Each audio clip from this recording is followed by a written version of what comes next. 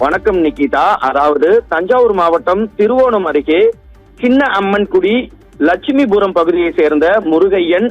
இவர் விவசாயி. இவரது மனைவி செல்வி, மகள் அபிநயா ஆகியோர் வீட்டில் உள்ளனர். முருகையன் வீட்டின் முன்பகுதியில் இருந்த கீற்று குட்டாயில் தீப்பிடித்து எரிய அவர்களின் அலறல் சத்தம் கேட்டு அக்கம் பக்கத்தினர் அவர்களை மீட்டு தீயை அணைக்க போராடினர். இந்த நிலையில் பாத்தீங்கன்னா தீப்பிடித்து எரிந்த கீற்று குட்டகையில் சமையலுக்காக வைக்கப்பட்டிருந்த சிலிண்டர் வெடித்து சிதறியது.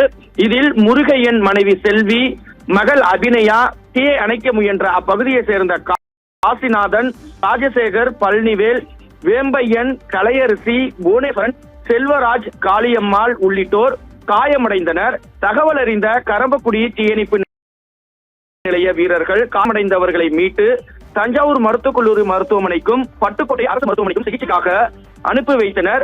விபத்து குறித்து திருவோணம் போலீசார் வழக்கு பதிவு செய்து தற்போது விசாரணை செய்து வருகின்றனர்.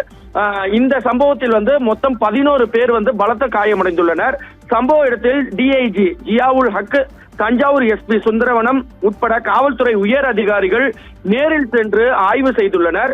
தொடர்ந்து பட்டுக்கோட்டை அரசு மருத்துவமனையில் சேர்க்கப்பட்டவர்களை பார்த்து ஆறுதல் கூறி சென்றனர். இந்த சம்பவம் அப்பகுதியில் மிகுந்த பரபரப்பை ஏற்படுத்தியுள்ளது நிகிதா.